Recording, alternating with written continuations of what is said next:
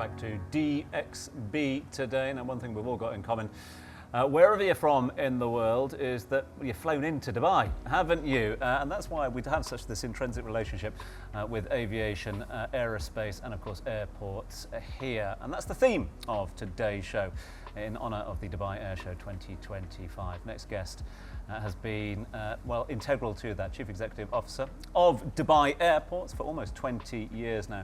Absolutely welcome to the show. A warm welcome to Paul Griffiths. Paul, thanks so much indeed for being with us. Thanks very much, Tom. Great to be here. No, really kind of you. I know it's a busy time. I mean, when's not a busy time for you? Indeed, your team I don't think there Airports? is a non-busy time, I have to say. But you are, you're a man who has seen so much change during your almost 2 decades here, and of course throughout your career in aviation. But let's focus on Dubai if we can, because fascinating time now with recent announcement of the shifting from DXB to Maktoum International, the future of flying, if you like. But anyone going through DXB at the moment with the biometrics in there and all the different elements will be going, well, surely this is the future. What's an airport experience look like within, say, 10 years when we've shifted up to Maktoum International? Well, interestingly, Tom, it's what we're going to take away rather than what we're going to add.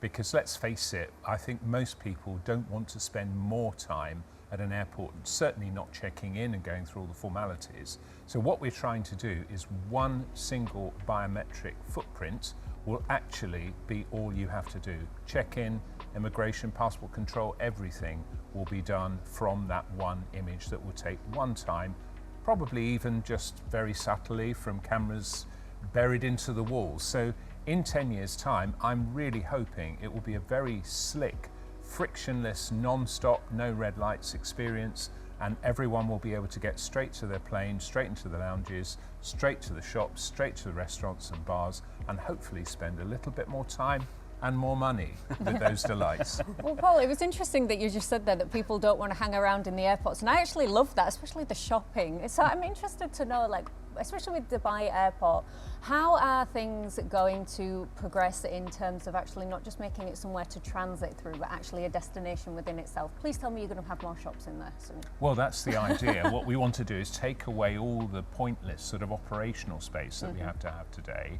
and actually make it much more orientated around the guests. You know, we've always believed that we're in the hospitality business, and we happen to be deploying systems and infrastructure to that end. And I think we try and make every single journey through the airport a memorable experience for all the right reasons. So we're trying very, very hard to make it more about making people feel comfortable, because sometimes for people, air travel is perhaps not the most settling experience. Yeah. So if we can make it more enjoyable, then we've done our job. And of course, as we get towards that magic 100 million customers that we believe within the next 2 years will hit, what we want to make sure is that every single one of them feels like they've been very individually looked after. So systems and technology are going to play a big part of making that moment, that encounter very special. Fantastic. Paul, we've seen eVTOLs in the skies this week for the first time at the Air Show. A lot of news around advanced air mobility. So how do you see that fitting into the infrastructure around airports in the future years?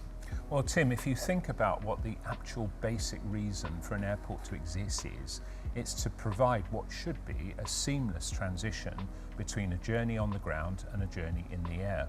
And actually new methods of getting to and from the airport are where we're going to see that big revolution. eVTOLs are a very, very exciting part of that.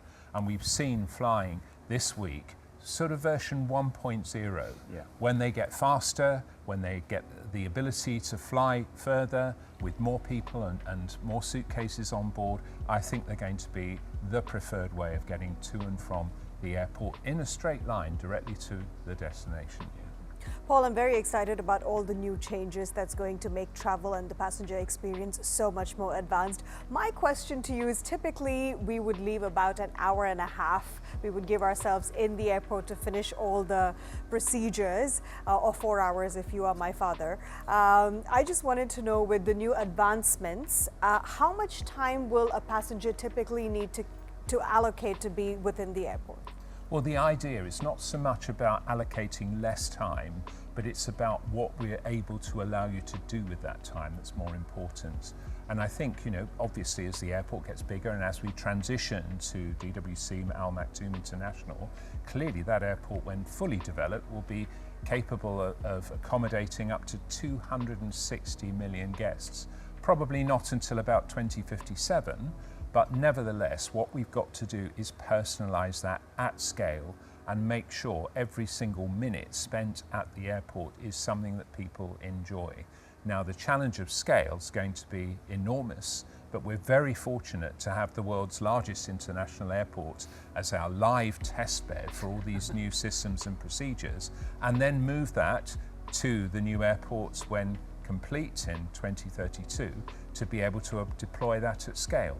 Not many people in my role get to do that once, yet alone twice. So it's a very, very exciting few years ahead for us all. One thing that always fascinates me about the success of aviation here, Paul, I'm sure you'll concur, is all these different entities working together, and this idea that, whether you're here on business, whether you're here on tourism, whether you're here on the first time, the airport is your first experience of a new country. Do you work closely with Dubai Tourism and the government towards that end? Absolutely. We've got so many stakeholders in the business, Tom. It's quite staggering, actually, the number of people we interface with that are not directly under our control. But nevertheless, in Dubai, it's never a difficult question, which number do we want to be? It's always number one, and everyone recognises that. So we're all pointing in the same direction.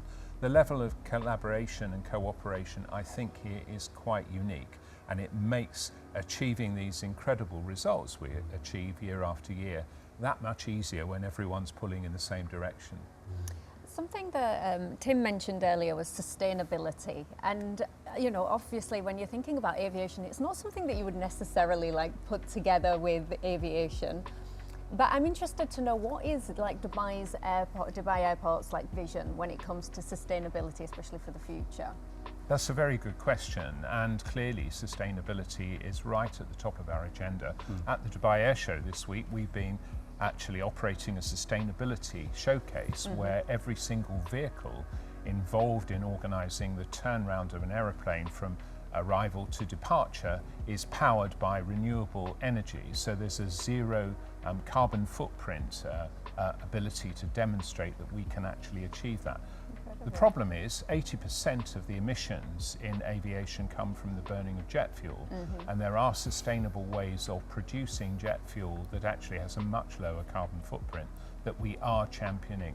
The problem is it's the sheer volume. Over 1 million tonnes of jet fuel are burnt across the planet every single day, and producing sustainable aviation fuel at scale is the challenge. At the moment, unfortunately, the annual output would only keep the global fleet of airlines flying for about 2 days. So we've got a lot of catching up to do, but we're right at the cutting edge of that. Amazing. Paul, you've often said that aviation is about connecting people and not places. So from your perspective, what would you say is the most exciting opportunity for airports to enrich the human experience in the years to come? Well, I think the great thing is that we saw during the pandemic that everyone thought that air travel would decay and it would be replaced by looking at each other on screens. Now, the thing is, you see, there's nothing that can substitute for that warmth of human interaction when you're sitting together like we are here today. And I think that bringing people together is the most exciting thing. And it is for our employees as well as everyone who's organising the aviation sector today. So trying to actually make each of those encounters mean something in economic, in social, in ambassadorial terms, and bringing sort of peace and harmony globally, I think that's the real mission behind the whole aviation sector.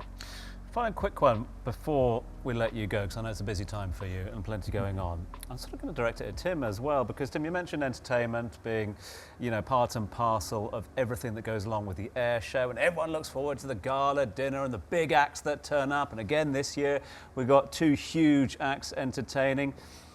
Surely there's a spot for one of the world's finest church organ players at the Airshow Gala dinner in years to come, isn't there? Well, Wednesday night, we've only got a few things going on, so I think we can certainly put a slot in there for 27 if Paul wants to, but agreed.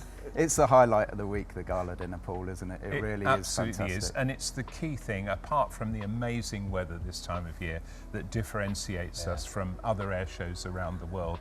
But I'm not quite sure a spot for a church organist would enhance the proceedings. I see it. I see it. You know. I don't think I'd pass the audition, sadly, Tom. Pyrotechnics, the drones, the whole lot. Maybe, you know. maybe.